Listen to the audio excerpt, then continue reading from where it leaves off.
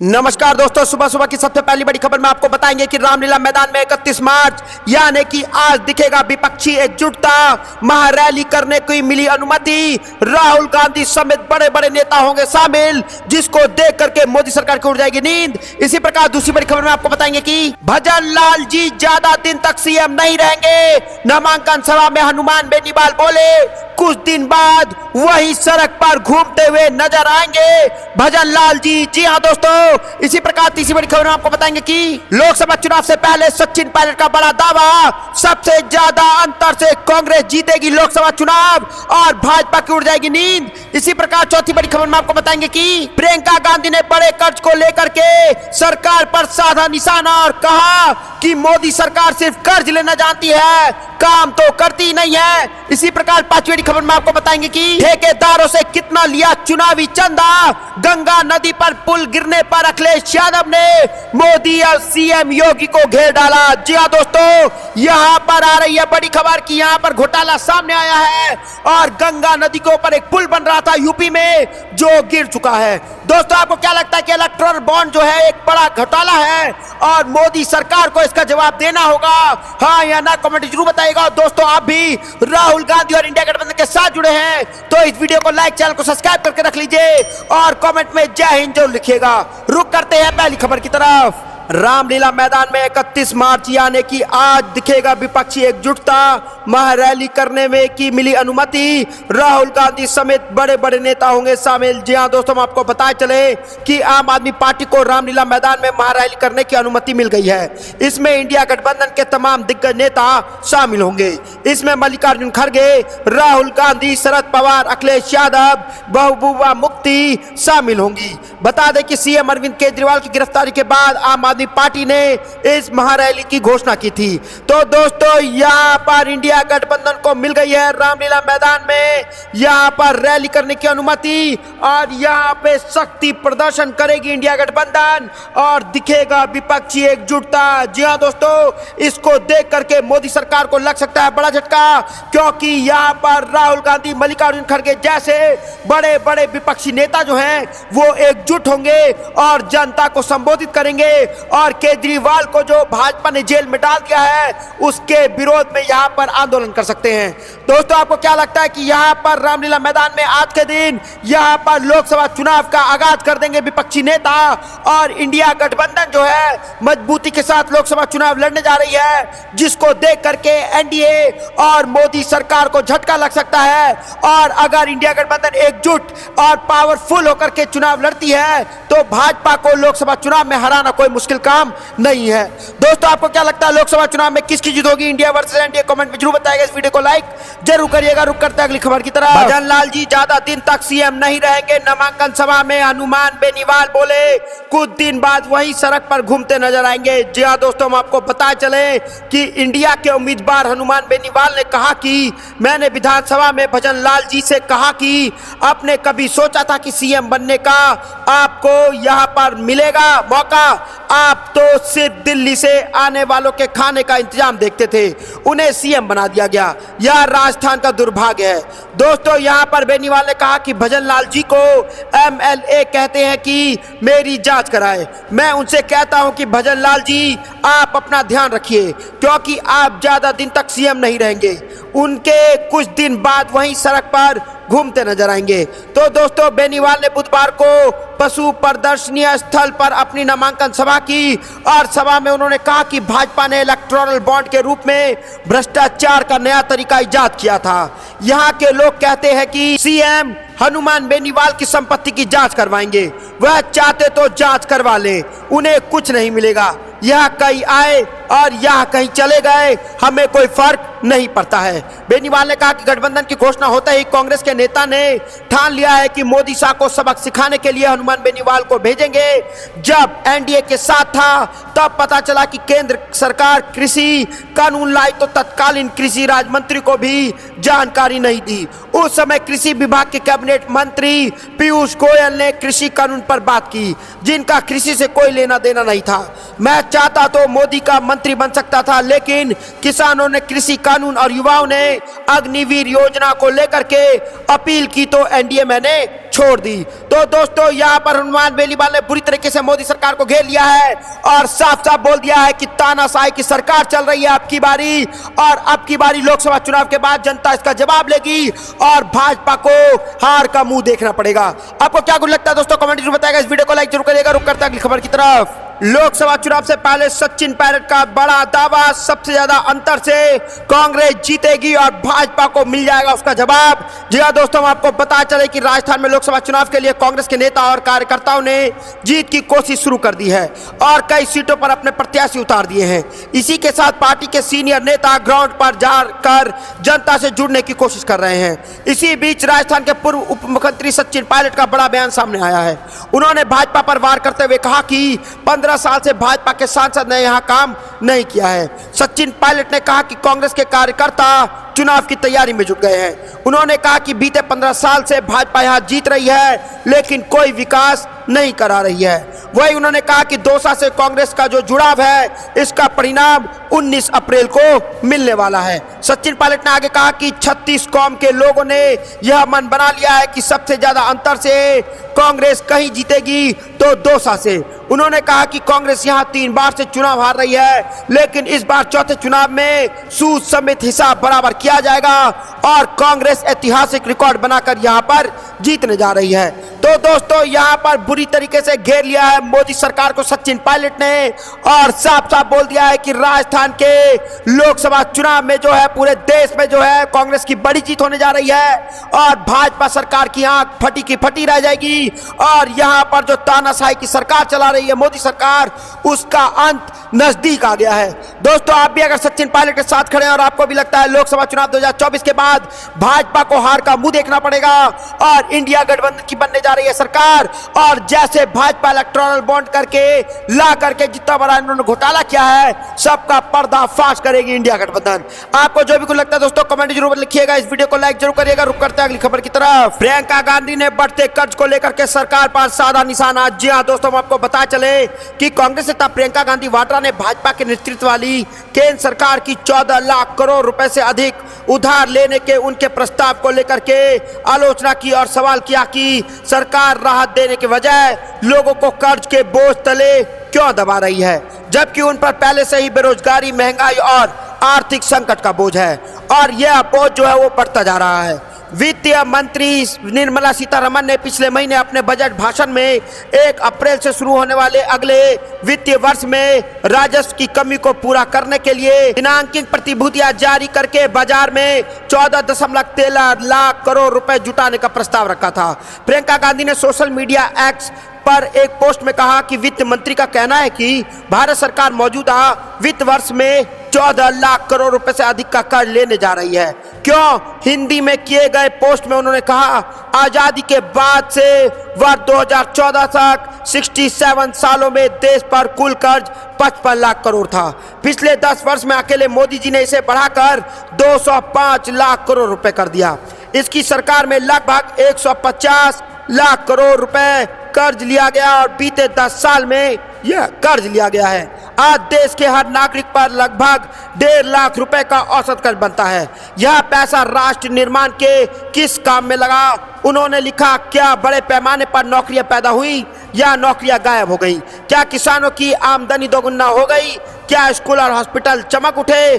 Public sector मजबूत हुआ या कमजोर कर दिया गया? क्या बड़ी बड़ी फैक्ट्रियां और उद्योग लगाए गए? अगर ऐसा नहीं हुआ, अगर अर्थव्यवस्था के कोर सेक्टर में बदहाली देखी जा रही है, अगर श्रम शक्ति में गिरावट आई है, अगर छोटे मध्यम कारोबार तबाह कर दिए गए, तो आखिर यह पैसा गया कहां?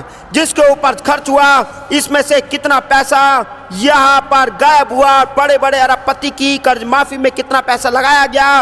और प्रियंका गांधी ने पोस्ट में लिखा, अब सरकार नया कर्ज लेने की तैयारी कर रही है, तो सवाल उठता है कि पिछले 10 साल में आम जनता को राहत मिलने की बजाय जब बेरोजगारी, महंगाई, आर्थिक तंगी का बोझ बढ़ती ही जा रही है, तो भला भाजपा सरकार जनता को कर्ज में क्यों डुबो रही है? तो दोस्तों यहाँ पर प्रियंका गांधी ने बुरी तरीके से घेर लिया है मोदी सरकार को और कर्ज में डुबाने का आरोप लगा दिया है और साफ साफ कह दिया है कि अगर सरकार काम कर ही नहीं रही है तो कर्ज ले क्यों रही है। आपको जो भी को लगता है दोस्तों कमेंट जरूर बताएगा। इस वीडियो को लाइक जरूर करिएगा। रुक करते हैं अगली खबर की तरफ। ठेकेदारों से कितना लिया चुनावी चंदा, गंगा नदी पर पुल गिरने पर अखिलेश ने सीएम योगी को घेरा। जी हां दोस्तों, इस वक्त की बड़ी खबर आ रही है कि लोकसभा चुनाव के रन में केंद्र व यूपी सत्ताधारी दल को घेरने के लिए पूरी विपक्षी मुद्दा की तलाश में लगी हुई है और उनके एक मुद्दे भी मिल गया है। बीते शुक्रवार रात यूपी के बुलंदशहर जिले में गंगा नदी पर निर्माण किया जा रहा एक पुल का हिस्सा भरा कर गिर गया और मगर राहत की बात यह है कि इस घटना में कोई हताहत नहीं हुई है। निर्माणाधीन पुल के एक हिस्से के गिरने पर की खबर सामने आते ही प्रदेश की प्रमुख विपक्षी पार्टी समाजवादी पार्टी ने सत्ताधारी दल योगी सरकार के खिलाफ जोरदार हमला बोला और इस घटना को चुनावी चंदा तक से जोड़ दिया। तो दोस्तों यहाँ पर बुलंदशहर में गंगा नदी पर एक निर्माणाधीन पुल का एक हिस्सा गिरने के बाद पूर्व मुख्यमंत्री एवं सपा के राष्ट्रीय अखिलेश यादव ने योगी सरकार के खिलाफ कड़ा हमला बोला है और उनके चुनावी मुद्दा बना दिया है। उन्होंने इस घटना पर एक्स पर एक पोस्ट में लिखा और कहा कि जनता पूछ रही है भाजपा के ठेके के बदले में जो चुनावी चंदा लिया है उसमें उस ठेकेदार ने कितना दिया जो गंगा नदी पर पुल बना रही है। तो दोस्तों यहाँ पर इलेक्टोरल बॉन्ड के मामले में बुरी तरीके से घिर गई है मोदी सरकार और यहाँ पर अखिलेश यादव ने आगे कहा कि गंगा नदी पर एक निर्माणाधीन पुल का हिस्सा टूटकर गिरना इस बात का प्रतीक है कि भाजपा सरकार लोगों को जीवन के साथ खिलवाड़ कर रही है। सरकार काम की गुणवत्ता के साथ भी खिलवाड़ कर रही है जो लोगों के लिए खतरा का विषय है। तो दोस्तों यहाँ पर इलेक्टोरल बॉन्ड को लेकर के फिर गिर गई है मोदी सरकार और साफ साफ बोल दिया है कि ठेकेदारों से कितना लिया गया है चुनावी चंदा और गंगा नदी पर पुल गिरने पर अखिलेश यादव ने मोदी सरकार और सीएम योगी को बुरी तरीके से घेर लिया है। दोस्तों आपको भी क्या लगता है कि इलेक्टोरल बॉन्ड लेकर के बुरी तरीके से घिर गई है मोदी सरकार और लोकसभा चुनाव में जवाब देना होगा इसका जनता को, मोदी सरकार को? हाँ या ना कमेंट जरूर बताएगा। इस वीडियो को लाइक जरूर करिएगा। रुक करते हैं अगली खबर की तरफ। सरकार बदलेगी तो लोकतंत्र का चीरहरण करने वालों पर होगी कड़ी कार्रवाई, इनकम टैक्स के नोटिस पर भड़के राहुल गांधी। जी हाँ दोस्तों, आपको पता चले कि पूर्व कांग्रेस अध्यक्ष राहुल गांधी ने इनकम टैक्स के नए नोटिस को लेकर के मोदी सरकार पर निशाना साधा है। राहुल गांधी ने कहा कि जब सरकार बदलेगी तो लोकतंत्र का चीरहरण करने वाले पर कार्रवाई जरूर होगी। दरअसल लोकसभा चुनाव से ठीक पहले आयकर विभाग ने कांग्रेस को 1823 करोड़ का नया नोटिस भेजा है जिसको लेकर के कांग्रेस पार्टी आग बबूला हो गई है। राहुल गांधी ने सोशल मीडिया एक्स पर एक वीडियो शेयर करते हुए लिखा, जब सरकार बदलेगी तो लोकतंत्र का चीरहरण करने वालों पर कार्रवाई जरूर होगी और ऐसी कार्रवाई होगी कि दोबारा फिर किसी की हिम्मत नहीं होगी ये सब करने की। यह मेरी यानी कि राहुल गांधी की गारंटी है। कांग्रेस ने कहा कि लोकसभा चुनाव से ठीक पहले आयकर विभाग ने टैक्स रिटर्न में कथित यहाँ पे विसंगतियों के लिए 1823 करोड़ रुपए के भुगतान का नया नोटिस उसे जारी किया है। पार्टी महासचिव जयराम रमेश ने यह दावा भी किया कि लोकसभा चुनाव से पहले कर आतंकवाद के जरिए विपक्ष पर हमला किया जा रहा है और पार्टी के कोषाध्यक्ष अजय माकन ने आरोप लगाया जिन मापदंडों के आधार पर कांग्रेस को जुर्माना के नोटिस दिया गया है उन्हीं के आधार पर भारतीय जनता पार्टी से 4600 करोड़ रुपए से अधिक के भुगतान की मांग करनी चाहिए। अजय माकन ने कहा, कल हमें आयकर विभाग से 1823 करोड़ रुपए का भुगतान करने के लिए नया नोटिस मिला। पहले ही आयकर विभाग ने हमारे बैंक खाते से जबरन 135 करोड़ रुपए निकाल लिया है। उन्होंने दावा किया कि कांग्रेस को आर्थिक रूप से पंगु किया जा रहा है। माकन ने कहा कि लोकसभा चुनाव से पहले समान अवसर की स्थिति को खत्म करने के लिए यह सब किया जा रहा है। आयकर अधिकारियों द्वारा 210 करोड़ रुपए का जुर्माना लगाने और इसके बैंक खातों को फ्रीज करके कारण कांग्रेस पहले से ही धन की कमी का सामना कर रही है। पार्टी को मामले में उच्च न्यायालय से कोई राहत नहीं मिल रही है और वह जल्द ही उच्च न्यायालय का रुख करेंगे। पार्टी ने भाजपा पर 19 अप्रैल से शुरू होने वाले लोकसभा चुनाव से पहले उसे आर्थिक रूप से पंगु बनाने और उनके खिलाफ कर अधिकारियों का इस्तेमाल करने का आरोप लगाया है। तो दोस्तों आपको क्या लगता है, यहाँ पर जो है भाजपा डर चुकी है कांग्रेस पार्टी से, इसलिए यहाँ पर कांग्रेस पार्टी को दबाने का काम कर रही है भाजपा? हाँ या ना कौन जरूर बताएगा। इस वीडियो को लाइक जरूर करिएगा। रुक करता है अगली खबर की तरफ। पूर्व पीएम मनमोहन सिंह से माफी मांगे भाजपा, एयर इंडिया मामले में सीबीआई की क्लोजर रिपोर्ट पर बोले संजय राउत। जी हां दोस्तों, इस वक्त की बड़ी खबर आ रही है कि शिवसेना के नेता संजय राउत ने कहा कि एयर इंडिया और इंडियन एयरलाइंस विलय मामले में सीबीआई द्वारा क्लोजिंग रिपोर्ट दाखिल किए जाने के बाद भारतीय जनता पार्टी को पूर्व प्रधानमंत्री मनमोहन सिंह से माफी मांगनी चाहिए। अधिकारियों ने बताया कि केंद्र अन्वेषण ब्यूरो कितने सप्रंग से शासन काल में एयर इंडिया और इंडिया एयरलाइंस के विलय से बनी कंपनी यहां पर द्वारा विमानों को पट्टे पर लेने में कथित अनियमितताओं की जांच पर एक क्लोजर रिपोर्ट दायर किया है।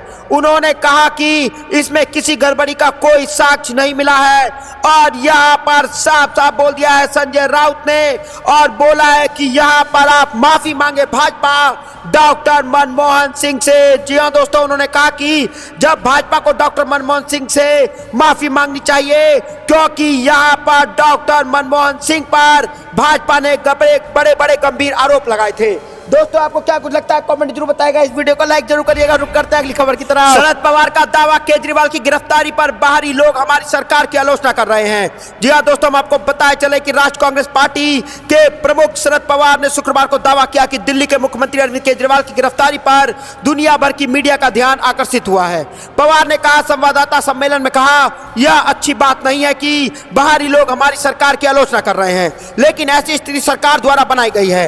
ईडी ने दिल्ली आबकारी नीति से जुड़े कथित घोटाले में केजरीवाल को 21 मार्च को गिरफ्तार किया था। उन्हें 1 अप्रैल तक ईडी की हिरासत में भेज दिया गया। पवार ने कहा कि केजरीवाल का अपराध है कि आखिर उन्होंने क्या अपराध किया है। उन्होंने एक आबकारी नीति बनाई जिसे सभी राज्य मानते हैं। दिल्ली के देश की राजधानी है और उसे मुख्यमंत्री गिरफ्तार करना यह बहुत गंभीर अपराध है। धन शोधन मामले में हेमंत सोरेन की गिरफ्तारी का जिक्र करते हुए पवार ने कहा कि झारखंड के एक आदिवासी मुख्यमंत्री पिछले 3 महीने से जेल में है। उन्होंने कहा सिर्फ इसलिए कि उन्होंने आबकारी नीति बनाई, एक मुख्यमंत्री को गिरफ्तार कर लिया गया है और 2 मंत्री पहले से ही जेल में है। वह तानाशाही नहीं तो क्या है। तो दोस्तों, हमने इसके खिलाफ लड़ना होगा। पवार ने कहा कि केजरीवाल की गिरफ्तारी के खिलाफ सभी विपक्षी दल 31 मार्च को दिल्ली के रामलीला मैदान में रैली करेंगे। जी हां दोस्तों, यानी कि आज 31 मार्च को इंडिया गठबंधन की रैली होनी है रामलीला मैदान में और सारे विपक्ष के बड़े बड़े नेता यहां पर आएंगे और यहां पे लोकसभा चुनाव को लेकर के बड़ा आगाज करेंगे और मोदी को घेरते हुए बड़ी बड़ी बातें कहेंगे और साफ बोलेंगे कि मोदी सरकार जो है वो लोकतंत्र को खत्म करने का काम कर रही है और इलेक्टोरल बॉन्ड को लेकर के यहां पर भ्रष्टाचार हुआ है उसका उजागर करने का काम करेंगे। दोस्तों, आपको क्या लगता है कि लोकसभा चुनाव 2024 में मोदी सरकार को हर चीज का हिसाब देना पड़ेगा, बेरोजगारी का हिसाब देना पड़ेगा, महंगाई का हिसाब देना पड़ेगा और आपको भी लगता है कि लोकसभा चुनाव के बाद भाजपा को हार का मुंह देखना पड़ेगा? हाँ या ना कमेंट जरूर बताएगा। इस वीडियो को लाइक जरूर करिएगा। रुक करते हैं अगली खबर की तरफ। मल्लिकार्जुन खड़गे का युवाओं से वादा, सत्ता में आने के बाद रोजगार क्रांति लाएगी कांग्रेस। जी हां दोस्तों, हम आपको बता चले कि कांग्रेस के अध्यक्ष मल्लिकार्जुन खड़गे ने शनिवार को कहा कि कांग्रेस रोजगार के अवसर बढ़ाएगी, उद्यमशीलता को सक्षम बनाने और युवाओं की आकांक्षाओं को साकार करने के लिए ठोस कदम उठाकर रोजगार क्रांति की शुरुआत करेगी। मल्लिकार्जुन खड़गे ने कहा कि कांग्रेस गारंटी देती है कि युवाओं का भविष्य अंधकारमय से उज्जवल हो जाएगा। उन्होंने युवा न्याय की गारंटी दोहराई जिसे पार्टी ने सत्ता में आने पर लागू करने का वादा किया है। उन्होंने सोशल मीडिया मंच एक्स पर पोस्ट किया कि कांग्रेस पार्टी युवा न्याय गारंटी के माध्यम से रोजगार क्रांति लाएगी। हम रोजगार के अवसर बढ़ाने, उद्यमशीलता को सक्षम करने और हमारे युवाओं के सब आकांक्षाओं को साकार करने के लिए ठोस कदम उठाएंगे। मल्लिकार्जुन खड़गे ने अपनी पार्टी द्वारा युवा न्याय के तहत दी गई गारंटी को सूचीबद्ध किया है। तो दोस्तों, यहाँ पर मल्लिकार्जुन खड़गे ने कर दिया बड़ा वादा और साफ साफ कहा है कि हमारी सरकार लोकसभा चुनाव के बाद आएगी तो हम रोजगार देंगे और भाजपा को दिखा देंगे कि ऐसे आखिरकार। दोस्तों, आपको क्या लगता है कि लोकसभा चुनाव 2024 के बाद यहाँ पर इंडिया गठबंधन की सरकार बनी तो कांग्रेस रोजगार देगी या नहीं देगी? कमेंट जरूर बताएगा। और दोस्तों, आपको क्या लगता है कि लोकसभा चुनाव में किसकी जीत होगी, एनडीए वर्सेस इंडिया? कमेंट जरूर बताइएगा। रुक करते हैं अगली खबर की तरफ।